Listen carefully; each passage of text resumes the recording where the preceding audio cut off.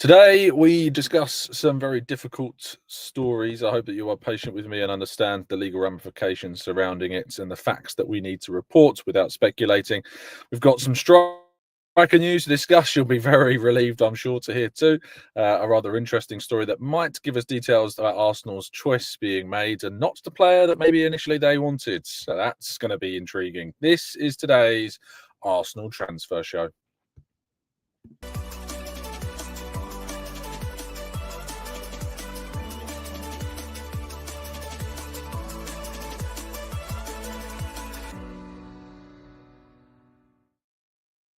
Hello and welcome to the Gooner Talk. Back again with you guys and girls for another episode of what is the Arsenal Transfer Show. Joining you from my car once again for the second day in a row. The last day, of course, I'm only here for a couple of nights, and so I'll be returning back to the confines of the studio for tomorrow morning's episode.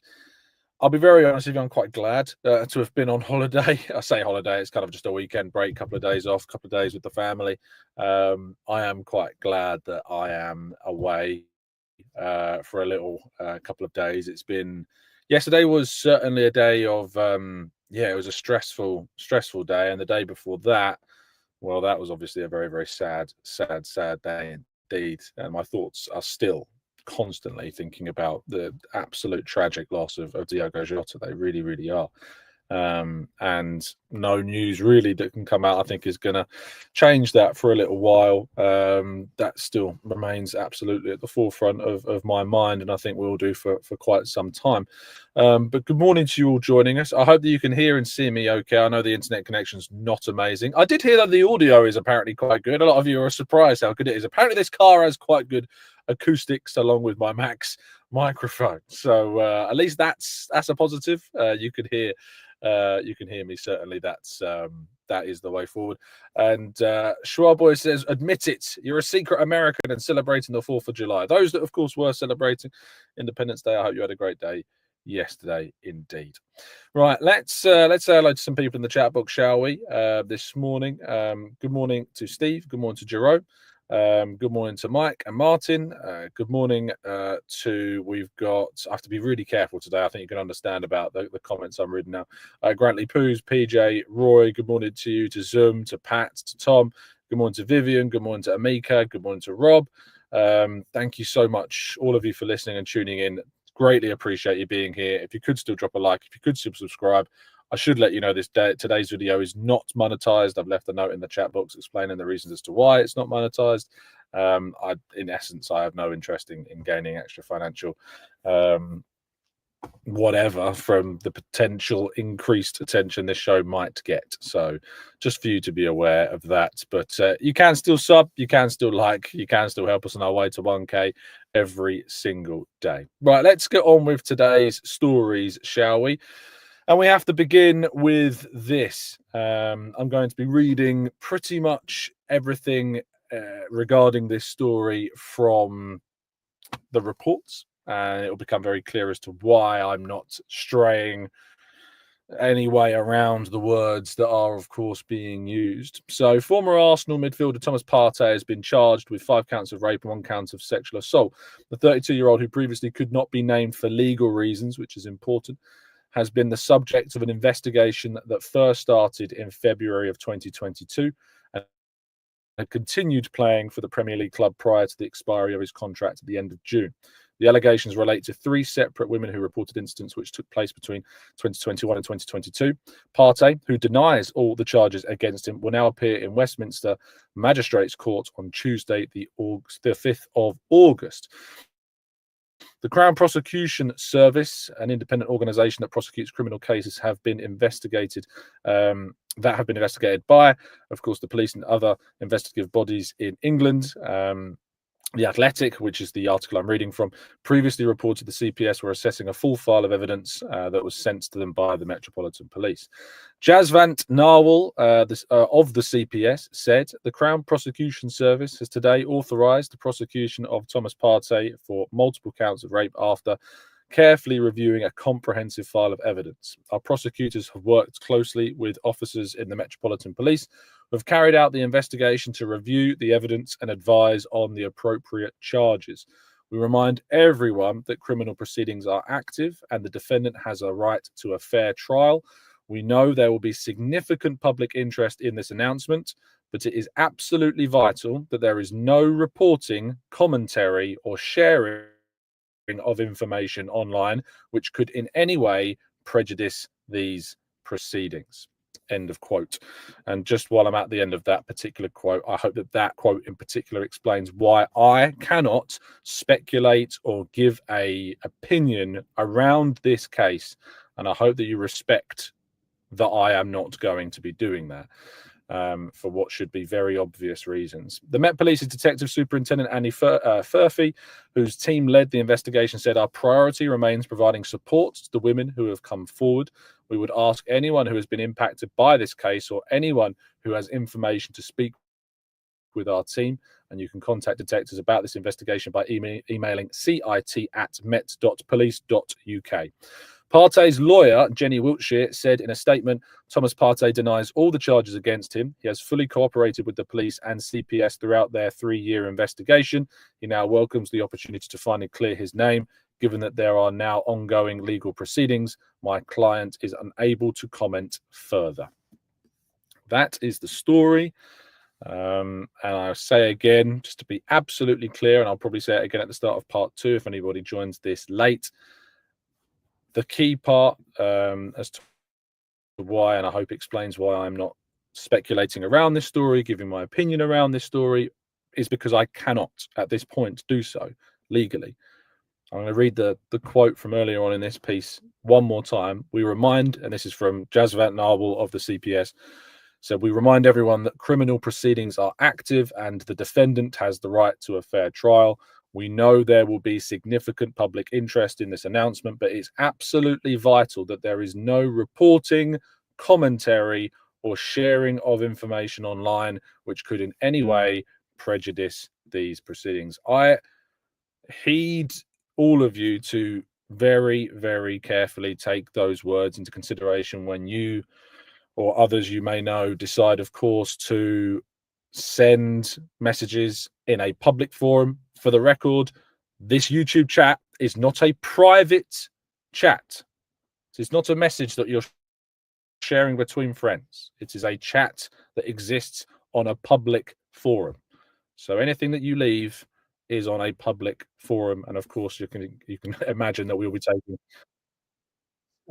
quite seriously today and be vetting any questions that are sent in part 2, of course, for what are very, very, very serious reasons, of course, as well. And when this story and when this develops further, of course, we will bring you updates as and when those updates are available. And when we can give an opinion, of course, that point will come in the future, I am sure. And if it doesn't, because there are, of course, other ways in which that may not be able to be possible, we will again update you as to how and when and what is going on in regard to that as well. Right, we're going to move forward now into the other stories that we have to discuss today. Arsenal are, this is Charles Watts is reporting, really good bit of information gathering by Charles, this story. Arsenal are expected to play both Athletic Club and Villarreal in the Emirates games before the Premier League season will start. So, of course, we have spoken about this before, the expectation of 2 games to be played before the Premier League season begins. Arsenal are expected to play Athletic Club and Villarreal in those games. We don't know which one is which right now. One will be a Emirates Cup game, we imagine, on the weekend. The other will be a friendly played, of course, in the week prior to the Premier League starting. It'll be midweek before the Emirates Cup game as well. So 2 more friendlies expected to be added to the list as well. So that's really important, I think, for us to know. So if you want to go and see the Arsenal play at the Emirates and you struggle to get a ticket, these are games where, of course, you can much more easily access that. Tomiyasu, this is a really sad story. Of course, we touched on this yesterday, but the news really did get clarified after we finished being live yesterday as well. Takehiro Tomiyasu is, of course, leaving Arsenal. I'm gutted about this. I know he's a player that has been consistently injured and suffered with these issues, but having spoken, I said this on yesterday's show. I've spoken to Tomiyasu a number of times. I've interviewed him a number of times. He's genuinely a lovely bloke and very down to earth. And I'm really gutted for the guy that he's had to go through this ordeal of injuries. I really am. And I hope sincerely that the next step after he's recovered from this injury,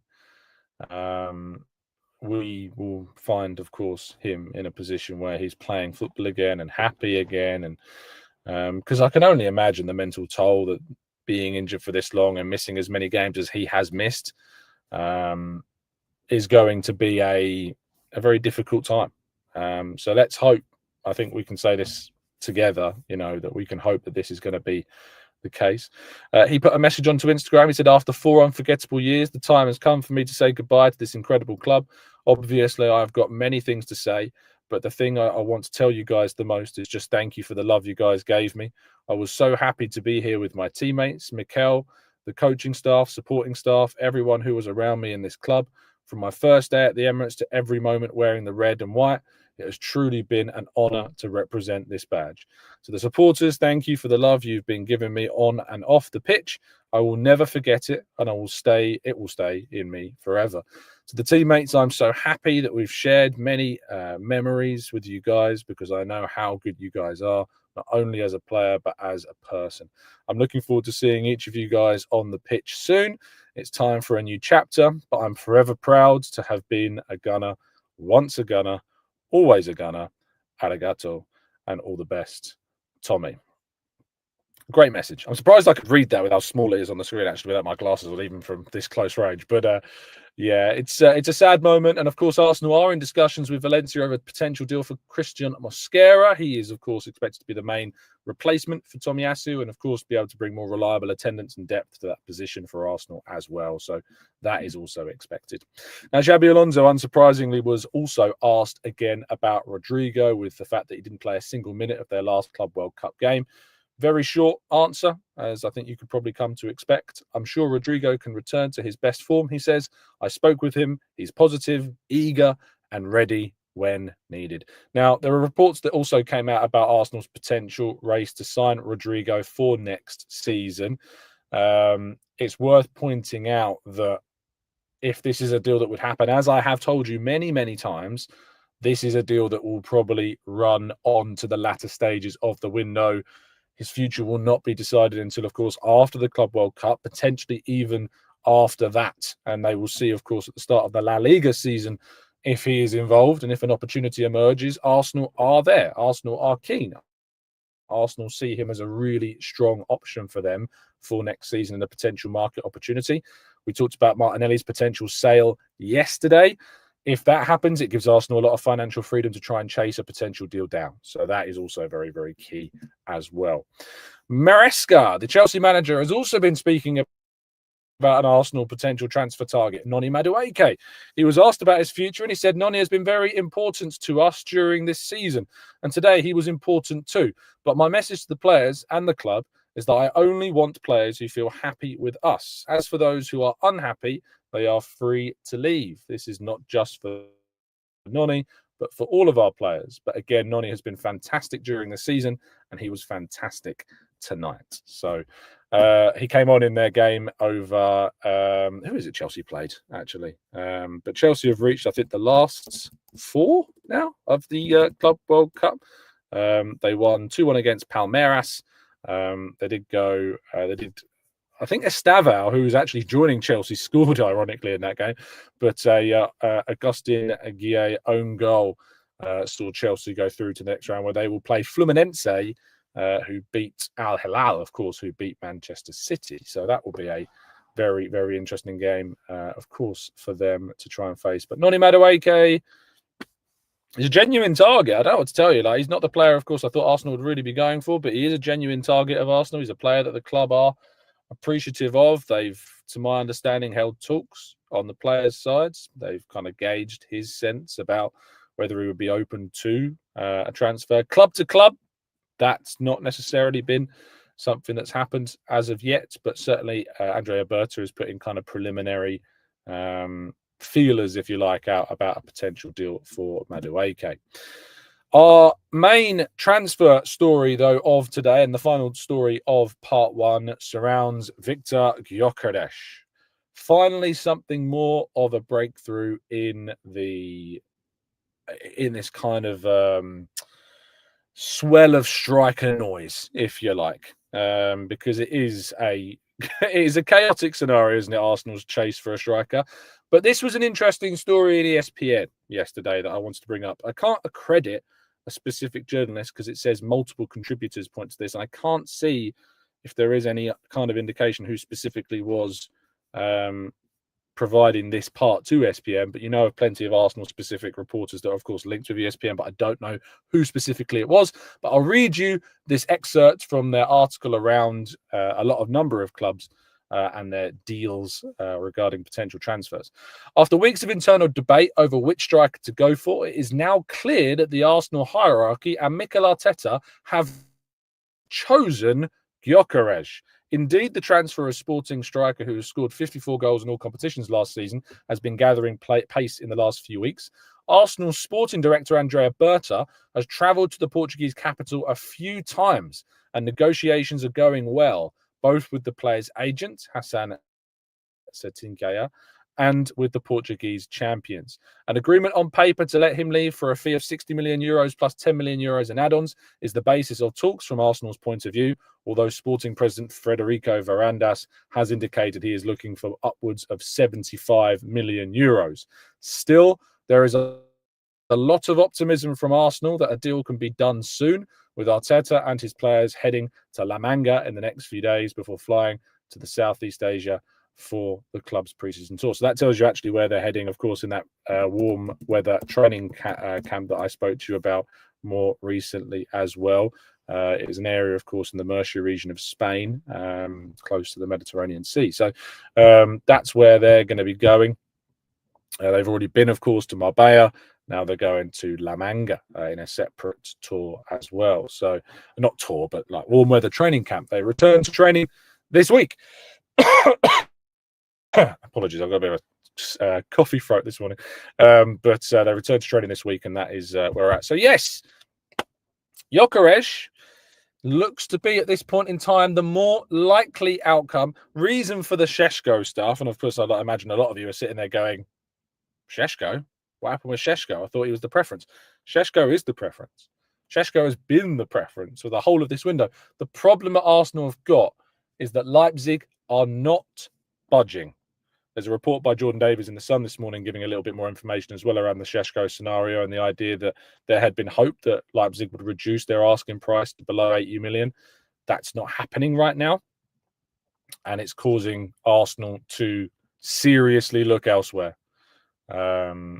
And that's the reason as to why, of course, Gyökeres remains and has been of Arsenal's interest for a while. I told you, of course, that as early as before the summer 2024 window, Gyökeres did feature among players Arsenal were being very watchful of in the striker position. They had a number of strikers they were looking at that time. Šeško again emerged as the prime talent that they wanted to consider as a potential signing, of course.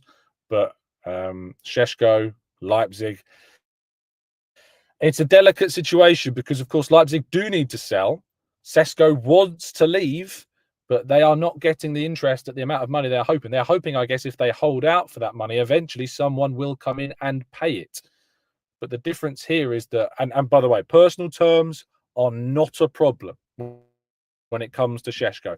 All this thing about his high demands and supposed release clauses and stuff, personal terms are not an issue when it comes to Benjamin Šeško, to my knowledge of that scenario. It is solely the club-to-club side of things that are the biggest obstacle.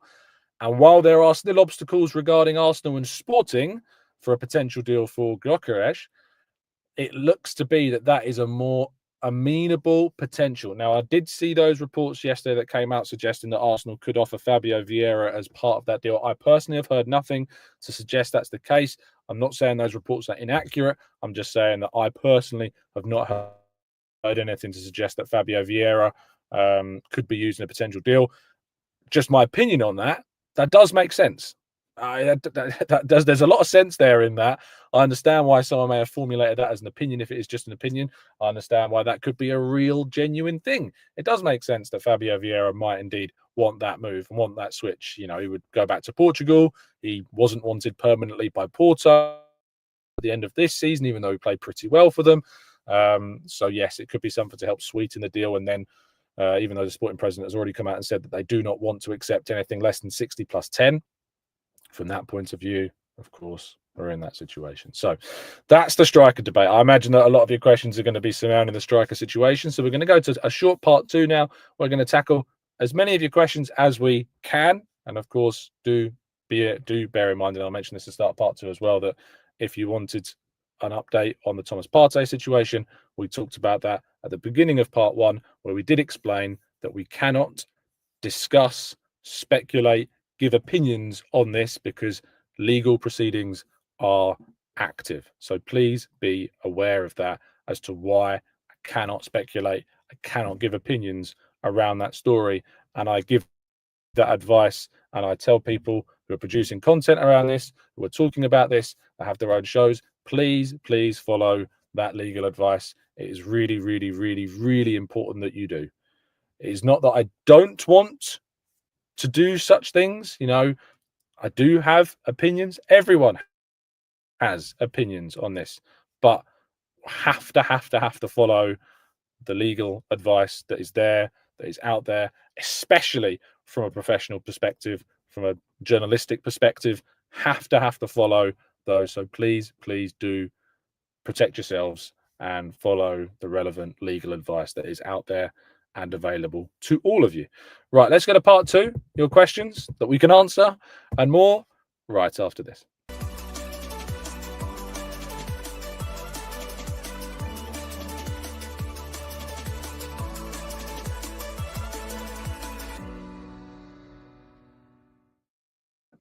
Okay, this is part 2 of today's show. What's that? Is that the chair? Oh, it's the steering wheel. I was like, what's this thing blocking the camera? It's the steering wheel. I've got this I've got the automatic gear shifter and where I'm kind of pivoting this laptop on top of it. It's not the most comfortable. This car was not made with podcast recording in mind. Definitely not. No. But I hope you can forgive me for the camera shake and the audio not being the best. I am back in the studio tomorrow, so everything will be back to normal in that regard. I'm not sitting in a Bentley Gooner Legend. No, I wish I could afford a Bentley. That would be great. But I do like the new car. It's very nice. It's I'm a real convert to the dad car these days. So I imagine will cause plenty of speculation. No, I'm not a dad yet. No, yet does not mean that there is one coming as of yet. But maybe in the future. Who knows? We'll see. And I did think I saw a comment. Let's just go to Daniel, who is a long-time, dedicated, fantastic member of our community. Says, no question from me. Just going to say it's my birthday, and I'm 32. You look about 22, Daniel. You're looking great for your age, son. So happy birthday. I hope you're doing great, and I hope you're having an absolutely fantastic day. Genuinely, I wouldn't have had you down as older than me by a couple of years. Fair play to you, though. Youthful is Dan. Lee says, Tom, with the departure of Tommy, can you see Jesus following suit? No, I can't see that happening yet. I'd be surprised. And to be honest, I was surprised that Tomiyasu has left as well. It genuinely is something of a surprise to see that happen. I think that there is a definite scenario whereby Jesus could leave in January. He's due back at the end of the year. He stepped up his recovery. We're expecting his return at the end of the year. It's been 6 months since the surgery. Those surgeries tend to be 9 to 12 months because they're very serious surgeries. So let's wait and see. Dream scenario, he's back October, November, but I have no idea if that's even feasible. So it's one of those. Jurian Timber, by the way, there's hope that he'll be back for the start of the season, maybe pre-season. We will have to wait and see. John says, Tom, why have we announced the Norgard or Zubimendi deals? Is there a chance they might not happen? This is a really easy one to answer. So the Norgard deal is not 100% done. All the relevant paperwork has been exchanged. We're just waiting on the announcement, really. But it's not 100%. It's agreed and all basically there. I imagine that will happen next week. The Zubimendi deal, to my knowledge, would have been announced this week. But, of course, the very, very, very sad passing of Diogo Jota has, of course, changed a lot of clubs' plans for certain announcements and so on. And, that I think has had a considerable impact on scheduling and things like this. So the priority reason why we've not had the Zubimendi announcement, which is expected, is going to happen, I imagine could happen, imminently, is down to the very sad story regarding Diogo Jota from Thursday. Let's scroll down a little bit more. Olu says Gyökeres is 28. No, he's not. He's 27, isn't he? Have I got that wrong? I'm pretty sure he's 27. Yeah, he's just turned 27. So Gyökeres is 27 years old. And investing such money on that age calls for a deep thinking, because what's the guarantee he hits the ground running? And by the time he gets into the flow, he might now be 29. Well, he's not 28, he's 27. But I still think the point stands. And it is certainly something where I have still sat and been somewhat conscious of in my evaluation of a potential deal for Viktor Gyökeres. He's a player that I haven't said I dislike. I haven't said I don't want. He's a player that I've said that is second to Šeško for me and that I prefer Šeško. But Gyökeres still remains a player, of course, who I have said 40% Gyökeres, 60% Šeško. But I think it's fair to point to his age. I saw a comment, I think, earlier on in the show suggesting we're getting into kind of Nicolas Pepe territory in terms of the price tag and his age. But Nicolas Pepe, I think, was in his mid-20s when he signed for Arsenal, not his mid to late 20s when he signed for Arsenal. So I guess there's a slight difference there as well. Let's go to let's scroll down a little bit more. As you can see, I'm being very careful with reading out certain comments. I will say this again, like I can see people are asking brand new questions about the topic that I'm not going to be speculating around, and the reason for that is not through my choice. I'm not choosing to not speculate. I'm not choosing to give my opinion legally, as we have discussed there before. And I'll read you the quote again from Jas van Nawal of the CPS. We know there will be significant public interest in this announcement, but it is absolutely vital that there is no reporting, commentary, or sharing of information online which could in any way prejudice these proceedings. I say again to all of you asking me questions about this, stick to the facts, stick to what's reported, protect yourselves legally. It's really important that you do. Let's go to Pierce says, hey, Tom, if the Rodrygo signing is likely to run late in the window, do you expect to see more links and rumours with other left-wing targets soon? Certainly. And I imagine that the players that we've heard about are not the only players that Arsenal are being linked with. That's really, really important, I think, to point out, is that Madueke, your Rodrygos, etc., there will be definitely other options on the market to discuss. Without a doubt, options, and we're looking at options as well. But Kai Martinelli says, hi Tom, what kind of tactical evolution would you like us to have this season? I would like to play with two strikers and often this season bring back a classic 4-4-2.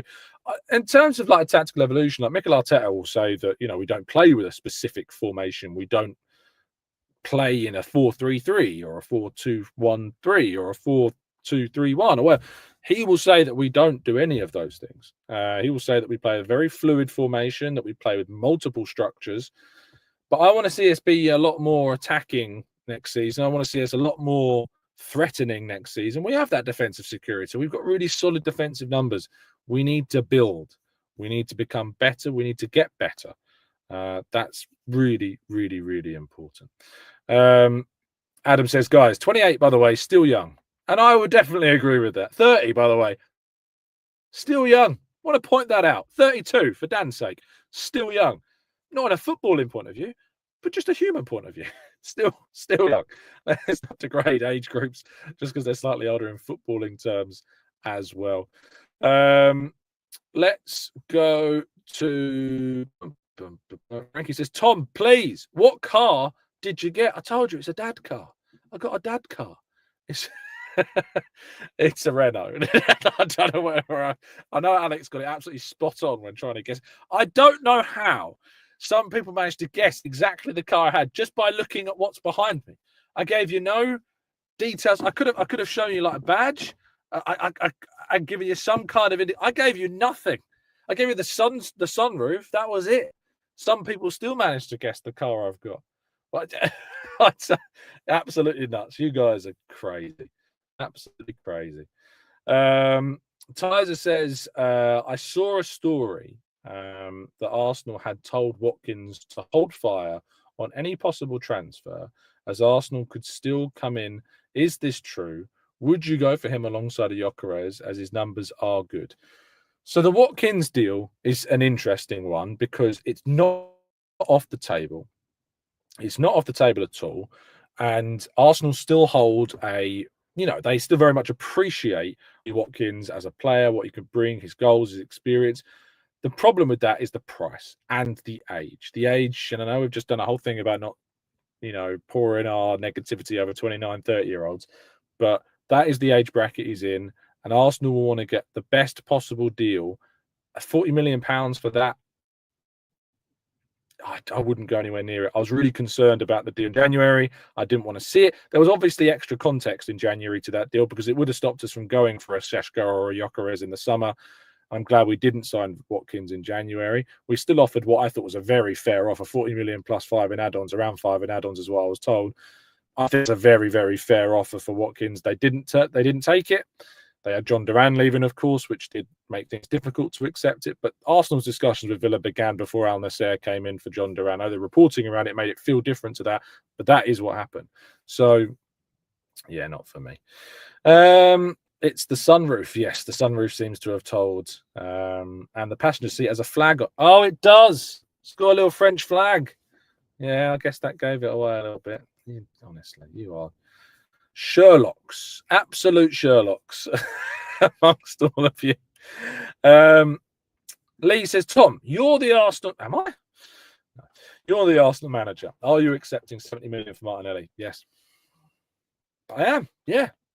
I think if a club come in for Martinelli and offer 70 million quid, that's crazy. That's crazy money. 70 million pounds for Martinelli. When are we ever going to get that? Yeah, I think, with all the love and respect in the world I have for Martinelli and appreciation for him as a player, I think we can upgrade the left wing. I think we can potentially add a Rodrygo, who I do rate higher than Martinelli, and 70 million pounds for a player who has not delivered his best season in the last 2 to 3 years. For me, 70 million is really difficult to turn down. Really, really, really difficult to turn down. Tit says, Mrs. Canton's relegated due to the car rush. Well, I don't want to wake them up. They're all sleeping. So I think it's the nicer thing to do for me to volunteer to be in the car today. I'll only take a couple more before we wrap up. Ryan says, Tom, what are your top 3 press-resistant Arsenal players currently and all time? Wow. I mean, Martin Odegaard is a brilliant player in terms of press resistance and turnover and energy and running. And last season was Martin Odegaard's best season, but pressing wise, both for and when in and out of possession, he's a great player. That quick turnover of play. Declan Rice, the way you can drive the ball so well forwards, again. Kai Havertz is a really interesting player in terms of press resistance as well, just for how in which he plays. It's a very unique style that Havertz has, and it does work quite well against, in terms of press resistance. Timber is someone I think is criminally underrated in terms of his press resistant qualities. These are really, really important. And it's important to understand, press resistance and, how indeed you can tackle the opposition's press, but also pressing yourself as a team. They're both really important factors in this. So, yeah, of all time, I love this suggestion from Super Rosicki. Rosicki was great at this. So good at transition, so good in turning the ball over. Of course, you've got players like Primos or Fabregas, Cazorla. These all as well. Very, very important players in this discussion. But yeah, Miles Lewis-Skelly, Nick, you're right. The way in which he drives the ball forwards, can beat presses, really, really good. Ryan says, wow, it was my top 3 too. Timber is a star. I'm pretty much to get that spot on. Imagine that. Whereas he says, are we sleeping on the idea of Zubimendi finding Kai Havertz? I mean, we could be something that we see at the start of the season. Zubimendi and Kai could be very much starting figures in this team. And thank you, for your kind donation. Anyway, thank you to all of you for listening today. I really do genuinely appreciate it. Thank you to the majority of you as well who obviously respected the situation that, from a reporting aspect that we're currently in right now. I can only echo what I've already said on the matter and as advice to you and fellow content creators as well. Please follow the relevant legal advice when discussing this topic. It's really important that you do. Really important that you do. Not just if you don't have to be a journalist, of course, if you're just in any way a content creator. It's really important you follow the legal proceedings and the guidelines that exist. They're there for a reason. They're there to protect everybody, of course, involved in this. And I hope that we move into a space where we can talk more openly. But for the moment, we can't. It's just the reality. And I'm sorry. And I know a lot of you would have tuned in today hoping that I would have been speculating, but I can't. And I also hope that you understand that I have not been able to discuss this topic in terms of using a player's name for a long time, because that's another thing that a lot of people have been saying, you've avoided this topic, Tom, why won't you speak about it, blah blah blah blah blah. Again, the law regarding privacy is very strict, and you have to respect that I can't and couldn't talk about it. I know that fellow podcasts friends of mine would have said the same things, that for legal reasons they cannot discuss that story, etc. and so on. So please do be careful, take care, stay safe, stay well, stay happy and respectful, and as always, up the Arsenal.